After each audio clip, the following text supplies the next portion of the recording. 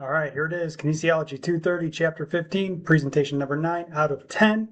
We're talking training volume, rest intervals, and variation. If we look back at our list of stuff that we've been plowing through here, we're on these three. And just so you know, we're going to do a little bit of work here in sequence training, not too much down here in sample programs. I'll let you research that on your own. The book notes this. I'm apprehensive to say dose response or prescribe when I talk exercise because it kind of blurs the line, even though I think exercise is medicine, but I think we have to use caution as trainers and practitioners to know our scope of practice. But the book notes that there is a dose response relationship between set volume and muscle growth. And they note that 10 or more sets of, of work spread across a week for several different exercises gives us the greatest amount of hypertrophy. And by that they're saying is this: if you do 10 or more sets for a particular muscle group like chest over a week, that's going to give you the greatest potential for hypertrophy. And I submit to you a conversation that we had earlier where we were talking about if a client comes in and works with you 1 day a week versus 3 days a week, how you have to manipulate the content to be able to achieve the goals that you want with your client, especially if you're talking about hypertrophy. You're going to do 10 sets in one session, or you're going to do part of them in one session and then allow your clients to be able to kind of work through the rest of it during the rest of the week and let them do it on their own. I leave a question on the table in terms of how that's going to work. Moderate to high volume resistance training produces greater strength gains, and then substantial gains in strength and hypertrophy can be made with lower volume programs. So what you're seeing here and what they're describing is specific to hypertrophy. It takes 10 or more sets per muscle per week spread across several different exercises for, for greater strength gains. Remember, like the four main areas that they talk about in terms of hypertrophy, endurance, strength gains, and power. So for strength gains, you're talking moderate to high volume resistance training, and then substantial gains in strength and hypertrophy can be made with lower volume programs. Typically when you talk hypertrophy style training in the context of periodization programs, usually the hypertrophy training is considered higher volume training, but I'll just kind of let that slide here. So with rest intervals, they have a huge influence, if you will, in terms of performance. And I jokingly say it all the time, taking clients through three sets of 10 with 10 seconds recovery in between each one is one giant set of 30. But when I talk about rest and I talk about the context of what that looks like, I often try to get across that I'm trying to think in terms of recovery. And recovery can happen whether it's in between particular sets, particular exercises, or within the context of one workout to another work across, several days to a week. So what they note here is if you have somebody who is looking for more muscular strength and muscular power, you're going to take 2 to 5 minutes in between each set. If you're looking for somebody who's for endurance or hypertrophy, well, to elicit that kind of cardiovascular training response and have the endurance training response, that rest interval is going to be less than 30 seconds. So when you start programming this out, you start talking about things with your clients, you got to understand what this is going to look like in terms of time management. You have 60 minutes to work with a client. If you do 4 sets and you're working on muscular power, well, you have 4 sets at 5 minutes in between each. You got 20 minutes of recovery in between. A full third of their session is going to be dedicated to recovery. And you got to be able to articulate that to your clients so they don't think you're just sitting around trying to make some money off them. So when you look at this will be a question you'll see somewhere else. Somewhere shorter rest intervals, 60 to 90 seconds, may be appropriate for single joint and machine-based exercises. It's a random question. I know it's somewhere else later on that you're going to see. I think it's on a test or a quiz. I can't remember where. I just wanted to put that out for you. So we think back to general adaptation syndrome, right? General adaptation syndrome, it's about the electrical stimulus you apply to promote adaptations within a single-celled organism. And it's the same with the human organism. You have the variety and the variables. It's kind of key to continually elicit that training response. So think back to some of those variables. We had numerous variables.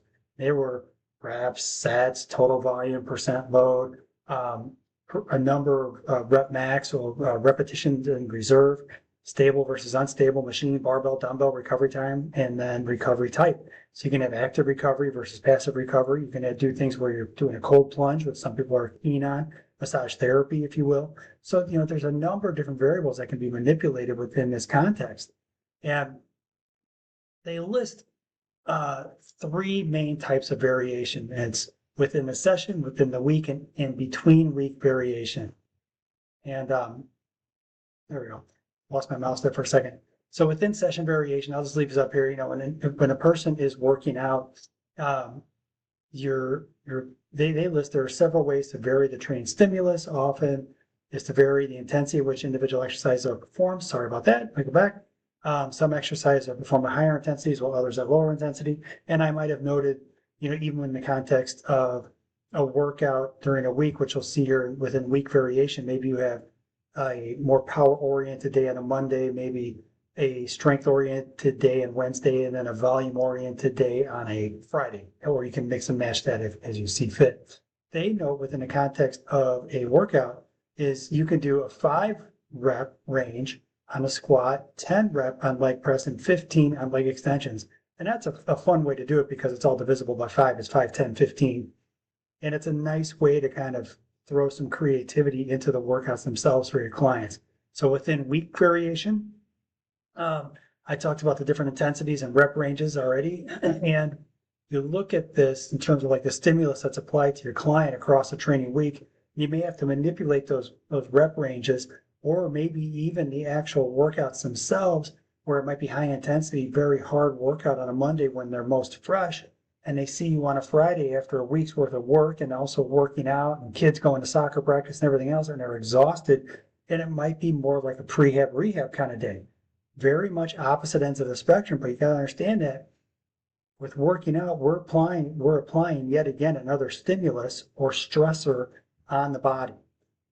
And then between week, when you look at this from week to week to week, you look at like the ability to manipulate the rep and set combinations and be able to manipulate like the different things in terms of 3 sets of 10 one week, maybe 4 sets of 10 next week, or could be perhaps dumbbell bench press on odd number weeks, and it's barbell bench press on even number weeks. That's a really easy way to throw variety into the equation, and your body or your client's body or athlete's body or person you're doing rehab with will never ever figure it out. So it's a sneaky way to kind of add some variety in there. And they talk a little bit in terms of, myself out of the way here, when you look at these types of workouts, you have a heavy day, a light day, and a light day. They look at this in terms of, all right, so we're going to do 3 sets of 10, and the 3 sets of 10 are the same all the way through, but presumably what they're doing here is they're adjusting the intensities as they go through it. They don't really give you the intensities per se, but they talk about maybe the weights here, 180, 185, 190, 180, in terms of what you're doing for your workout weights from week to week to week, which is fine. It's another way to do it. You can also look at it in terms of, on Monday, on the heavy day, here's the total amount of reps that I'm doing. Here's the volume load that I'm doing. And then you go through this in terms of, on Tuesday, it's 180 reps. Thursday, it's 120 reps. Saturday is 180 reps. And then you get into the actual weekly, how many reps are done total. And what they're looking at is a comparison is that all 4 weeks are done at 600 repetitions, but you have the volume load changes 79.5, 82.6, 85.9 to 79.950. So you have this kind of cyclical, undulating, if you will, program that happens over a cycle of week 1, week 2, week 3, week 4, and you're looking at the quantification of these reps. And I submit to you that when you look at this, you kind of go, okay, this is a way that if you really want to be savvy and kind of program things out, you can do it with your clients. And I can tell you most of your clients will appreciate it. They won't really understand what the heck you're doing, but it's something that they will benefit from. If I can tell you from a coach standpoint, when you're working with athletes, this becomes very much part of your day-to-day conversation with you and your coaching staff and other people that you're working with. And your athletes might not fully wrap themselves around what you're doing here in terms of volume load from Monday to Tuesday to Thursday to Saturday.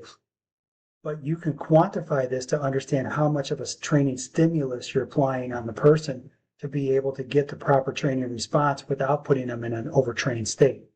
So I wanted to touch on that, and I thought it had its place. It definitely has the ability to go off on some wild tangent, and we can spend, I would say, like an entire module on program design and actually spend several weeks on that and creating programs, but I want more to the point.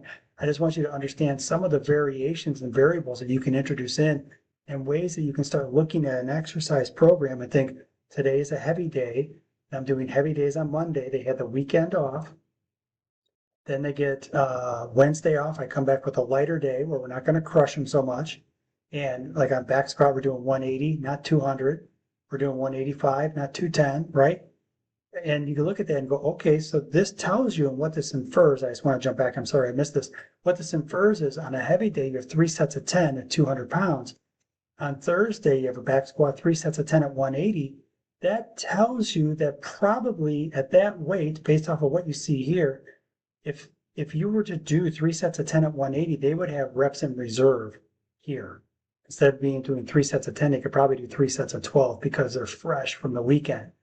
But you get to Thursday and they've had the stressors of life, the stressors of your workout, stressors of the kids and family, and you ask them to do back squats, they might not be able to perform at the 200-pound level that you have here. They might only be able to do 180. So what the book is trying to show you here is that even within the context of a week one there, you can have variation between a heavy day and a light day, even on the same exercise. And then the course of week 1, 2, 3, and 4, you can have vacillation in terms of what is a hard day, a really hard day, a super hard day, 220, and what is a maybe medium hard day at 205. Just kind of wrap yourself around on how this undulates from week to week to week, and even from day to day to day as we go through a 4-day workout week. All right, guys, signing off.